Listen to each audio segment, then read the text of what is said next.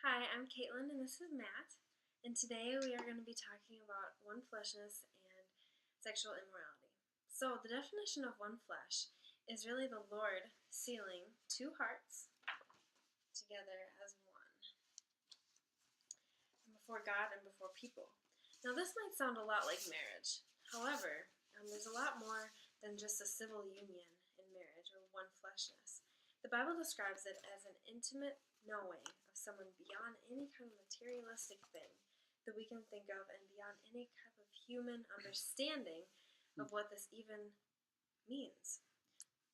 Yeah, well said. And there's a lot of different things that can come between that, not to be the Debbie Downer, but there are a lot of things that can happen, such as my topic, which you said as sexual immorality, and just that kind of overarching umbrella of just negative things that can pull away from the beauty of a one flesh relationship, and kind of honing in on one thing, kind of bringing it all down to a thing that I'm going to focus in on mostly is pornography, and especially for men, how much that can kind of, well, not kind of, but how it can actually just really hurt and add tension and rend on your relationship, and the different aspects that can slowly be eaten away from struggling at that without addressing it.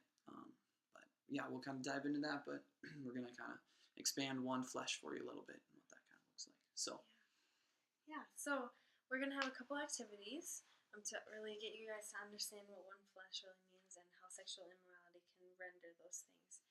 So today I have Mike with me and Cindy, and they are deciding to be in a dating relationship. So Mike, they start talking to each other. They start really getting to know each other. They start getting to know the family of each other. They start telling each other secrets that they didn't tell anyone else before. They start explaining about past relationships that have hurt them, and they really start to get so deep with each other. One day, Mike proposes to Cindy. They get married. So now they're married, so now they get deeper in this relationship. Now they become sexual. That one fleshness really becomes real. They start to understand one another. Now, what happens is one day Mike decides, you know what? He starts looking at other women in the wrong way.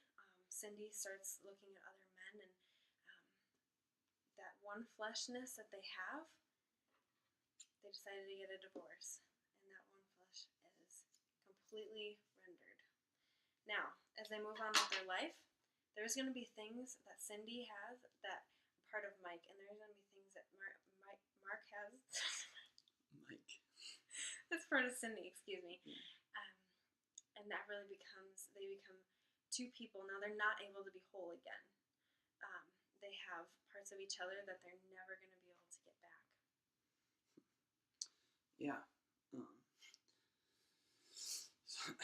And like she said, the sexual immorality are things that came up within that. We'll kind of go into that now. Thank you for going into one flesh. We'll kind of go into that, and we got a special guest. We have Mr. Loving Larry.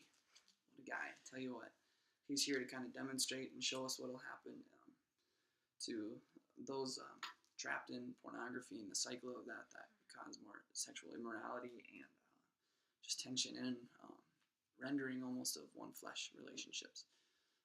So as you can see, he's very happy. He's just a loving guy. His eyes are clear. He can see what he needs to see. He's not stumbling on things. He's pure in heart. He's completely focused on where he needs to go with the Lord and in his life and in his walk.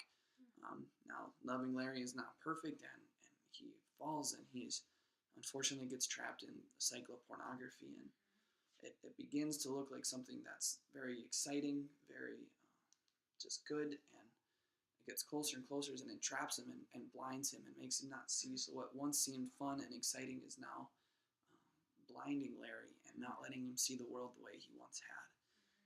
His smile diminishes, the twinkle in his eye leaves. He gets razor sharp teeth, because that is very accurate, and that's actually what happens. No, but and he's no longer the smiling, loving Larry, and he turns into lustful Larry, and he's sees the world in such a negative way, and Sexual hunter.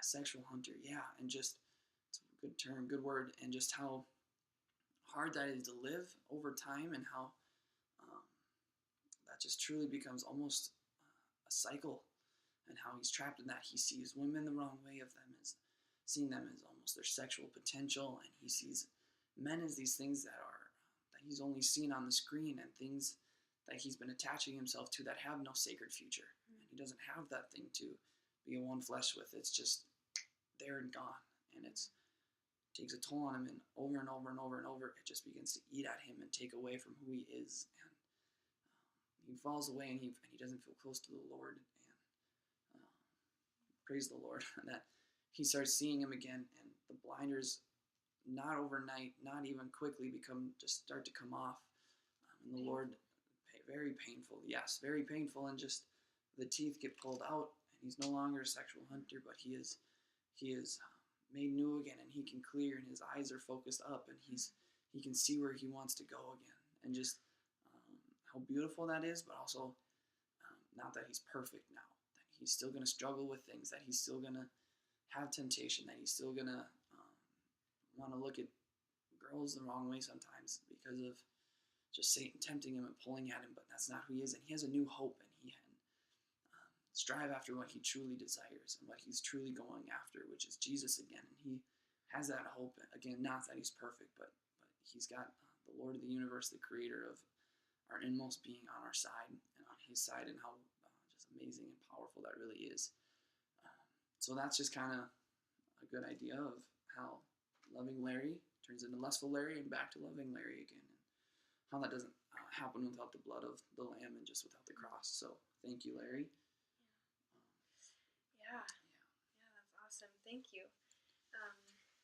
The next example that we're going to show you is the way that, we already showed you these two hearts, that they came together as a one flesh.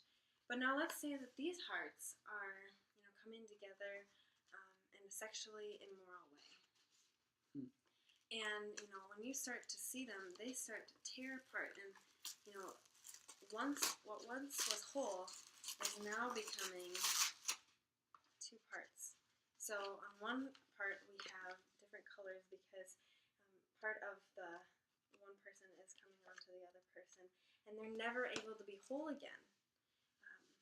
That is the whole thing of one flesh. When two people are becoming one, they are together for life, and that's the reason that they are staying together. And when two people come together and they don't have that covenant commitment, that's where the rendering can really happen. That's where the issues can happen, and that's where you start to have brokenness and hurt come into your life, because you have parts of that other person that you can never let go. Yeah, and just to kind of finish it up and tie it together, it sounds really almost hopeless right now from what we're giving you, and that's not the case at all. And yes, they're broken, ugly hearts right now, but nothing is imperfect with Jesus, and it's almost as cliche and how just cheesy that sounds. It's so true and so powerful, and kind of a story with that to go with you is, and this story was, I heard it first from pornography and the temptations that come with that, but it can become with temptations of anger, of jealousy, of you name your struggle, you can add this in there.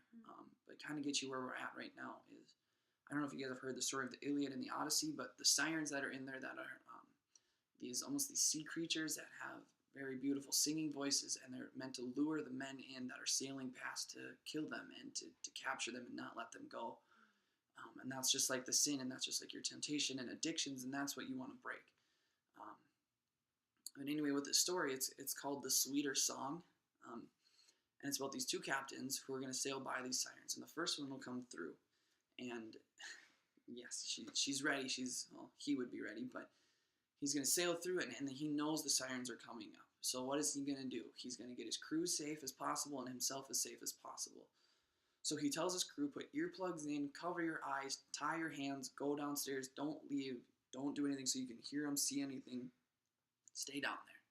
That's not perfect. Sometimes an earplug's going to come out. Sometimes the knots are going to come undone. Sometimes things are going to happen. And then the captain ties himself to the steering wheel, ties his eyes closed, or I guess covers his eyes, covers his ears. He can't do anything. He's trying to protect himself the way he can and his crew in the best way he knows how. and he's going to go about this and try to avoid the sirens. And obviously, it's not perfect. Sometimes blinders come out, earplugs come out, ties come undone, and men are lost to that. And it's not perfect. And that's the fate of the first ship that comes through. The second ship comes through, and this captain knows it's coming up, but he's not going to be the teeth gritter. He's not going to white knuckle through it. He's not going to squeeze and say no, no, no, no, no, no, no, because that's not going to work every time. But there's a solution that he knows works every time to keep his entire crew safe and himself safe. They're coming up on the sirens. They can hear him on the outskirts. They're coming up close sailing, and the captain and everybody's worried on the ship, and the captain tells one of the people on the crew, he says, "Go get my guitar." And the guys are just like, "What is this guy's crazy?" Whatever, we'll go get the guitar. If we die, it's his fault.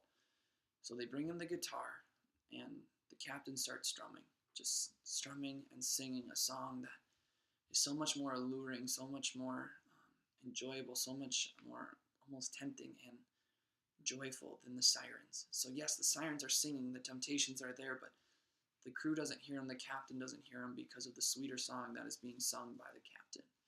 And just how beautiful that illustration is of Jesus in our lives, of any temptation or struggle we have, of Jesus being our sweeter song, and how we can tune into that every second of every day, that we can, figuratively turn on the iPod when temptation comes our way and turn on the song of Jesus, and how beautiful that is, and how we run to his arms instead of earthly pleasures. So that's really good. Just ending this whole thing, there is so much hope, and like you were saying, it's only through Jesus Christ. And after talking, about sexual immorality, it's you can really see the importance of one flesh, and staying with that one person and really being one with them, and not letting your eyes be diverted in any other way, or letting your thoughts be diverted in anything. One flesh means that you know each other. You are one. That means that you do not go off to someone else. You do not look at other things, and that is we can't do it on our own. Only Christ can do that, and that is the hope that we have for everyone. To know that one fleshness is possible, and that is only through Jesus that it is possible. So, thank you for listening. Thank you very much.